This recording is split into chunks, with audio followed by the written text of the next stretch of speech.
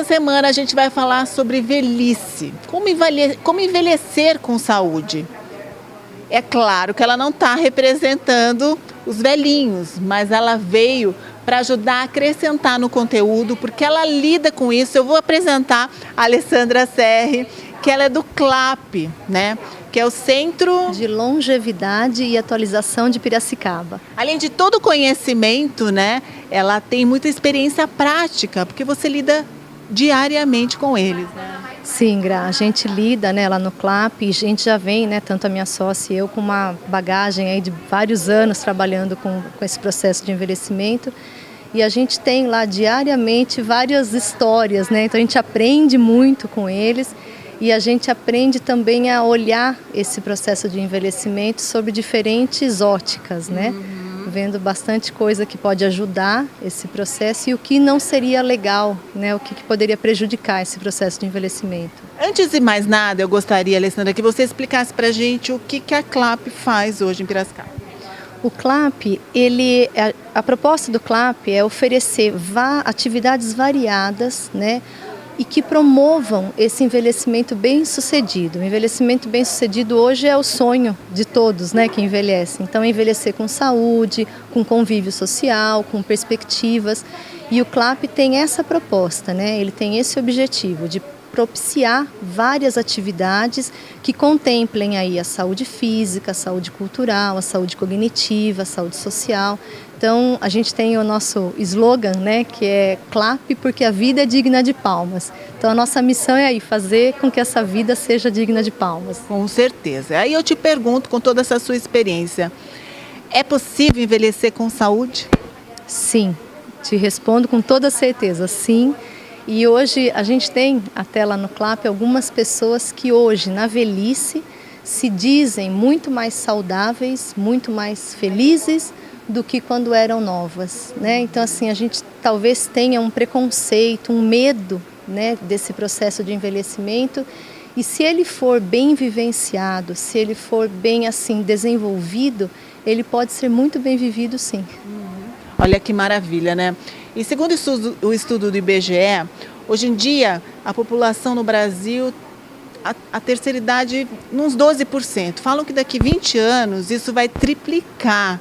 Quer dizer, nossa chance de viver mais também é muito maior. E é claro que a gente quer envelhecer com saúde, por isso que esse tema hoje a gente escolheu com carinho para ajudar você. Não só para você que já está na terceira idade, eu quero que você também, que tenha seus 30, seus 28, até os seus 25, preste atenção, porque a gente sempre fala, que tem aquela frase, né? Você colhe o que você planta, e no nosso corpo, no nosso organismo é a mesma coisa.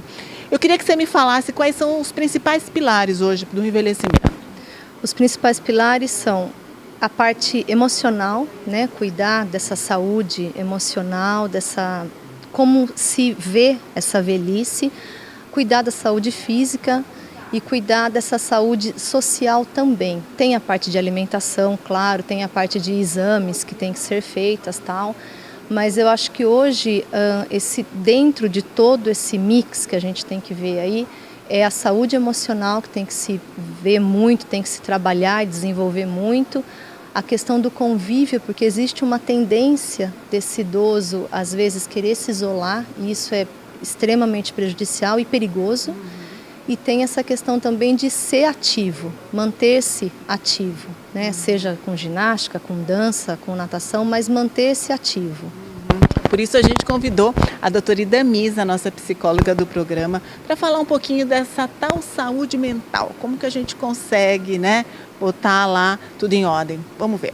Há algumas formas para a gente pensar no processo de envelhecimento. Uma delas é a gente pensar pelas perdas. Perda da memória, perda do tônus muscular, perda da nossa capacidade produtiva, perda auditiva, perda visual. E se a gente for olhar só para esse aspecto, a gente vai ter uma visão muito limitada do processo de envelhecimento.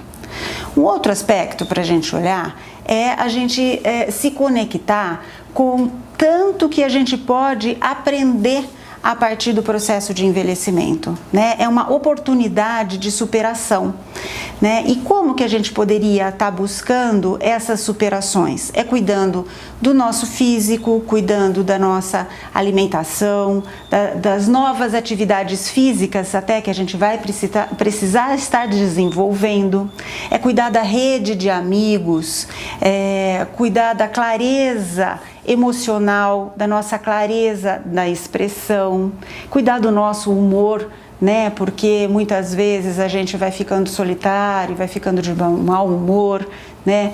E cuidar dos nossos novos projetos, porque não é o fato da gente acumular anos de vida, né, que a gente vai deixar de ter projetos. Quando a gente deixa de ter projetos, a gente deixa de viver. Então, se conectar com a vida de uma forma mais ampla são os cuidados que a gente precisa estar buscando no processo do envelhecimento. Tem uma frase que eu ouvi um dia que é assim: a juventude é uma obra da natureza e a velhice é uma obra de arte.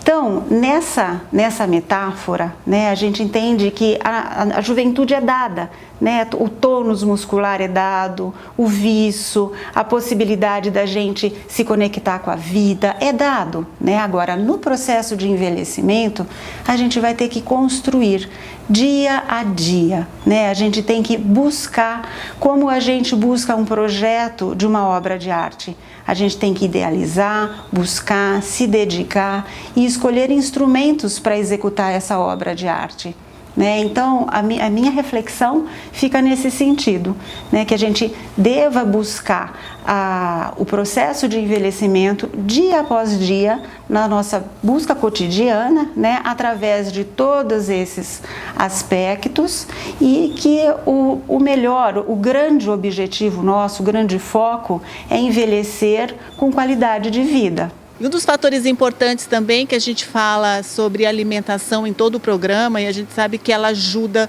tanto a prevenção, como às vezes auxiliam no tratamento. E na terceira idade, acredito que também é um fator muito importante, né? Vocês fazem bastante palestra também sobre alimentação, né?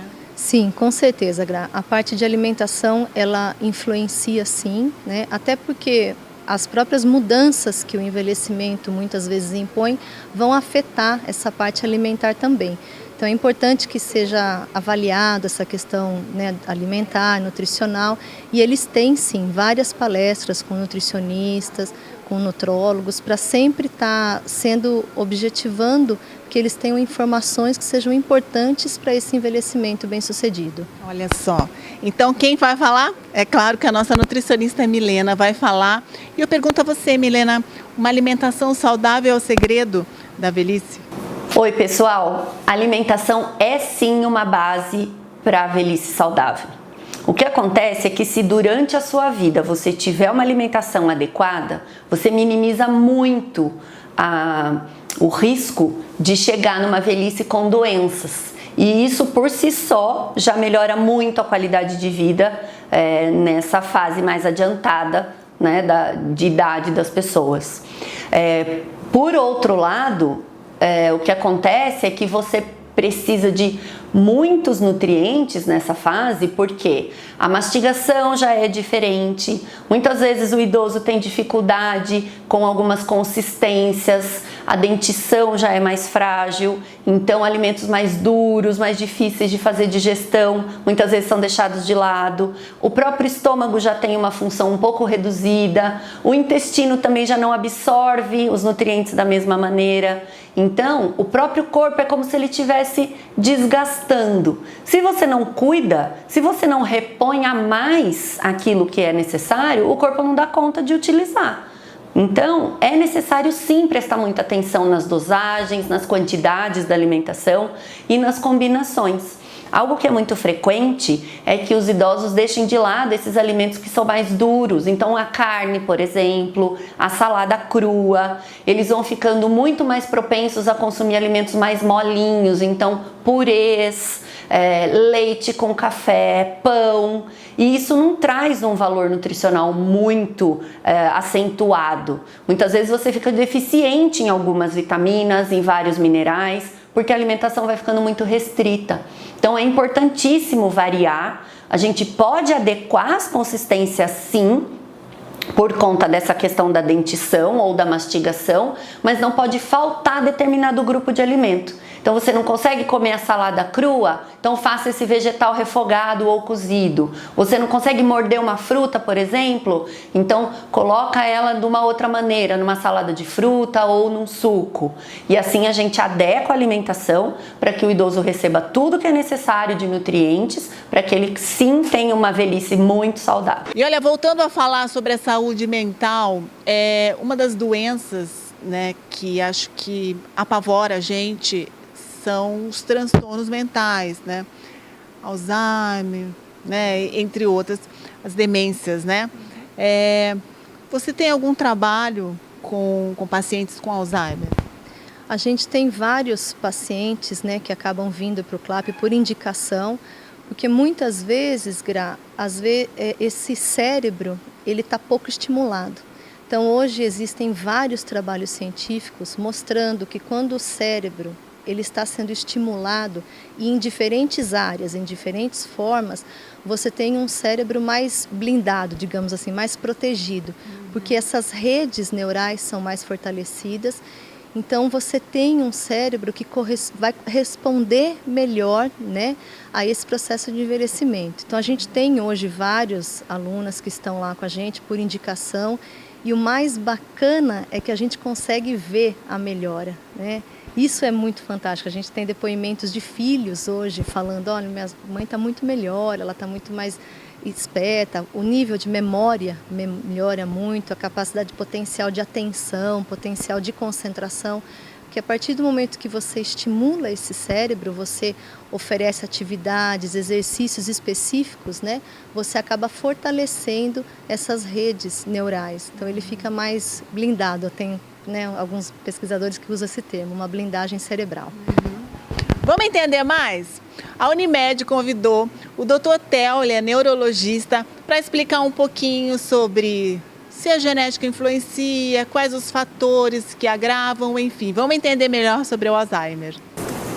Bom, gente, falando para vocês assim, sobre a doença de Alzheimer, o que há de importante destacar é que é uma doença neurodegenerativa, ainda sem cura, e que representa uma importante causa de demência. A gente fala o termo demência, algumas pessoas podem até achar assim um pouco forte o termo, mas é o termo mais adequado no ponto de vista médico.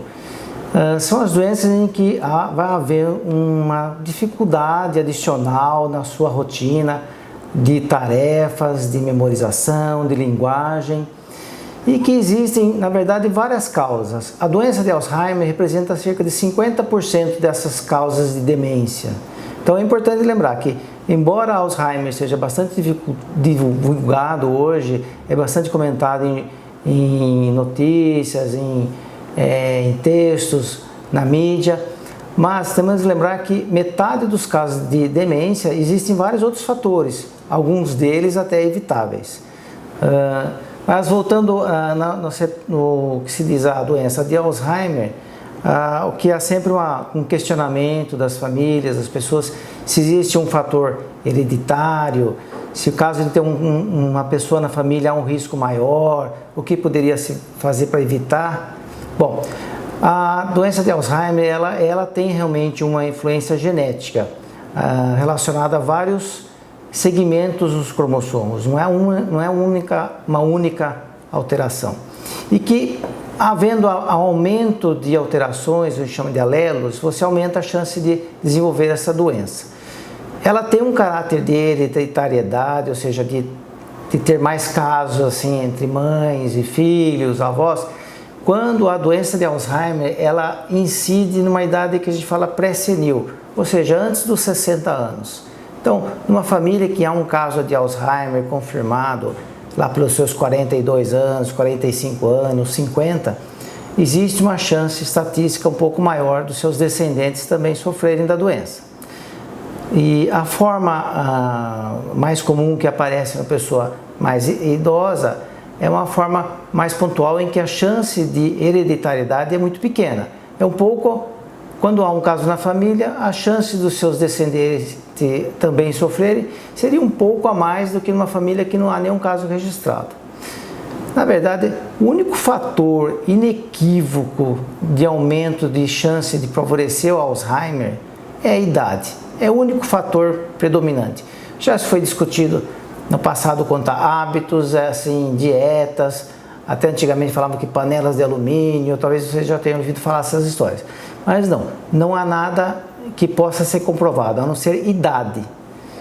Para ter uma ideia de estatística, mais ou menos aos 60, 65 anos, nós temos uma prevalência de 1 a 3% de demência. Aos 90, entre 90 e 95, já sobe para 40% em média. Então, há um aumento exponencial muito significativo. E metade desses casos de demência é o Alzheimer. Então, o fator predominante ainda é idade. Quanto a hábitos na vida, a gente não pode falar que tais hábitos vão favorecer desenvolver a doença de Alzheimer, mas talvez hábitos ruins possam diminuir a nossa reserva. Assim como outros órgãos, o cérebro também possui uma reserva. E a gente tem que talvez se preocupar com bons hábitos para ter uma vida saudável e assim preservar o máximo possível. Um exemplo simples de dizer que já se comenta muito em mídia: a demência causada pelo esportista, ou pelo pugilista, ou pelo jogador de futebol que tem muitos traumas de crânio. O traumatismo craniano sucessivo, repetitivo, você vai diminuir a sua reserva. Talvez por 10, 15, 20 anos você não vai perceber nada. Mas uma idade maior, além dos 65, você pode sofrer um declínio cognitivo em razão de que você tenha já esgotado boa parte dessa reserva que a gente tem naturalmente. Então, a dica que a gente diz é a que atualmente no mundo inteiro se fala, assim, não temos como prevenir exatamente a doença de Alzheimer, mas a gente pode tentar poupar a nossa reserva e assim tentar retardar, se caso for desenvolver uma doença desse tipo, retardar o tempo em que vai se manifestar. E em alguns casos você pode talvez evitar demências tratáveis, como a que eu já citei, a demência por traumas, né? Mas existem outras demências também relacionadas à carência de algumas substâncias específicas, demência relacionada a doenças metabólicas, demência por alterações estruturais como a hidrocefalia, que pode-se ter um tratamento específico e tentar evitar a evolução e em alguns casos melhorar. Então, o que precisa, lógico, frente a algum sinal preocupante, né, de algum familiar, como uma mudança de comportamento, realmente problemas de memorização, uma linguagem mais curta, um vocabulário pobre, muitas vezes o paciente não reclama, ele não percebe, ou às vezes ele tenta fugir da realidade. Havendo um sinal desse tipo na família, é importante levar realmente ao médico, um geriatra ou um neurologista para ser feita uma avaliação. A informação do familiar é muito importante. Em alguns casos iniciais, a gente pode fazer exames, testes mentais e darem normais, mas a mudança de comportamento que a família nota é realmente importante continuar observando, para que realmente no futuro não venha a se perceber algum sinal mais importante e aí a gente possa ter alguma atuação. Quanto à atuação que eu estou falando, medicamentos, a gente consegue, na verdade, se, por exemplo, diagnosticar um Alzheimer, a gente consegue melhorar o rendimento, a eficiência por drogas que estimulam setores de memória e em fases de mais avançadas, drogas que diminuem a liberação de substâncias neurotóxicas que a própria doença acaba produzindo. Ou seja, a gente pode influenciar no rendimento, no comportamento e nas fases mais avançadas tentar diminuir a velocidade da evolução, mas não consegue interromper. Infelizmente ainda a gente não tem um tratamento ideal, que seria a interrupção ou até mesmo a regressão dos sinais. Como a gente estava conversando aqui com a Alessandra, né, que são vários pilares hoje em dia para você ter um envelhecimento saudável. A atividade física acho que é uma delas também, né? Com certeza, Gra. A gente fala muito isso lá. Eu sempre falo que atividade física não é escolha, não é opção. tem que fazer atividade. É obrigação. É obrigação, gostando ou não gostando. Acontece que depois a pessoa começa, existe, né, uma preguiça inicial aí, mas depois a própria pessoa vai percebendo essas melhoras, né? E a atividade física, ela vai muito além também, porque tem algumas pessoas que pensam, vou fazer atividade física pelo corpo. Vai muito além disso, né? Porque até a parte cerebral com atividade física, a gente tem aí o córtex pré-frontal nosso, que é a grande área executiva do cérebro, que ela precisa ser estimulada. Então, mesmo na questão da memória, que as pessoas têm, quando falam envelhecimento, a primeira coisa que tem medo é de perder a memória, né? Então, mesmo a questão da memória, a questão da atenção, da concentração, ela é muito melhor desenvolvida em pessoas que são ativas, porque esse cérebro, essa parte executiva, ela está sendo solicitada. Então, se ela está sendo solicitada, ela tem que responder. Então, eu sempre falo, a atividade física ela vai muito além da questão estética, da questão de corpo. Ela também ajuda e muito na saúde mental. E por isso a gente convida a nossa farmacêutica da Rede Drogal, a Cris, para falar um pouquinho também sobre o envelhecer com saúde. A população está vivendo por um período maior, estamos envelhecendo e para isso é importante a gente ter qualidade de vida, saber envelhecer, envelhecer com saúde. É muito importante ter hábitos de vida saudável e não parar. Principalmente a partir dos 50 anos, é a fase em que já estamos bastante cansados e a gente quer começar a abrir mão de algumas coisas do dia a dia. Porém, a atividade física ela não pode ser deixada para trás.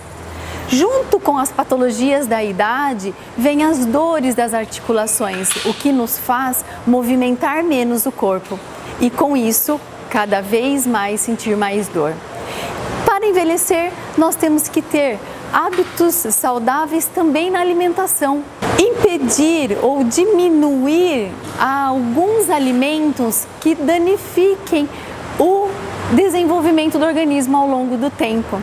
Bebida alcoólica, cigarro, são opções que devemos cada vez mais abolir do nosso dia a dia. Ter alimentação saudável com bastante frutas, carnes, proteínas, ela é muito importante para um bom envelhecimento. E também o uso de suplementos que ajudam a fortalecer cada vez mais o músculo, que o músculo é um item em que o nosso organismo perde bastante com o passar dos anos. Na Rede Drogal você encontra uma linha completa de suplementação, vitaminas e produtos que auxiliam cada vez mais o nosso organismo com as perdas e degradações naturais da nossa vida. Eu tinha dito, né, que o IBGE falou que em 20 anos vai triplicar, e conversando com a Alessandra, que está no meio, estuda sobre isso, falou que vai ter uma inversão, que aqui, inclusive, vai ter mais idosos do que em países desenvolvidos. O Brasil está preparado para isso? Ele está se preparando, né, talvez um pouco tardiamente, mas assim, a questão é que vários estudos vêm apontando que em 2030 o contingente de idosos ele vai ser maior do que o de crianças de 0 a 14 anos, né? O nosso processo, o nosso envelhecimento populacional, desde 2005, ele está acontecendo de uma maneira muito acelerada. E o ritmo desse envelhecimento populacional, ele está mais acelerado do que de países desenvolvidos, que teoricamente se prepararam, né? Eles já têm, mesmo a questão financeira, eles têm um aporte muito melhor do que nós. E nós estamos envelhecendo num ritmo muito acelerado. Então, assim, o país precisa, né? As pesquisas têm apontado para isso. Precisa correr atrás. Precisa. E mudar um pouco o conceito, né, Gra? Porque hoje não se fala mais de idosos em casa, de pantufa, assistindo televisão, de pijaminha. Não, hoje os idosos, eles são ativos, eles estão envelhecendo bem, a população é muito mais longeva hoje e ela também quer envelhecer com qualidade, né? O que é muito bacana, eles têm interesse em envelhecer bem. Então a gente também precisa propiciar que esse envelhecimento tenha, né, ocorra de uma maneira equilibrada, saudável. Então precisamos ter ofertas, né, de serviços, de atividades voltadas para esse público. Exatamente, olha só que bacana, né? Bom, a gente vai finalizar, infelizmente, podia conversar muito mais, porque a Alessandra tem muita história bacana, vou te chamar novamente para a gente continuar esse nosso bate-papo. Com certeza. E a Lourenço separou essa cesta para te dar de presente da Fauna e Flora com produtos saudáveis para você envelhecer mais saudável ainda. Olha, obrigada. Colágeno, esse suplemento que é a novidade da Fauna e Flora, que é da picolonato de cromo. Ele tem vários benefícios, esse aqui para juntas, enfim, eu tenho certeza que você vai gostar, um mix de vitamina que é importante, porque mesmo que a gente se alimente bem, faça atividade física, durma, faça tudo certinho, a gente não consegue absorver tudo, né? Por isso aí tem uma ajudinha aí com esse presente da Lourenço. Antes de finalizar, eu gostaria que as pessoas que se interessarem pelo CLAP, eu quero que você deixe um telefone de contato para elas, de repente quer saber mais, ou você que está assistindo a gente quer participar das reuniões, dos cursos que eles têm, que é super bacanas. Eu acho que é bem interessante, por isso que eu chamei, e eu tenho certeza que você que está assistindo também vai se surpreender com o trabalho das meninas, tá? Então, Lê, deixa um telefone de contato para ela. O telefone do CLAP é 3377-9332 ou 3377-9334. A gente fica ali no São Dimas, na rua José Ferraz de Camargo, 460. E a gente fala sempre, Gra, que eu vou aproveitar e falar, identifique-se com o lado CLAP da vida, porque a gente propõe isso, né? E a partir de que idade vocês assim, já pode começar a frequentar o CLAP? A gente está com uma margem grande aí, porque a gente tem pessoas que participam da yoga, né? À noite a yoga tem gente de 19 anos, 18, 19 anos, né? Que é uma yoga fabulosa. E a nossa aluna mais velha tem 93 anos. 93. E ela é super ativa? Super ativa, vai a pé para o CLAP, tem uma cabeça muitíssimo boa, uma disposição, uma maneira de ver a vida maravilhosa. Então a gente tem aí um público bem eclético, bem bacana.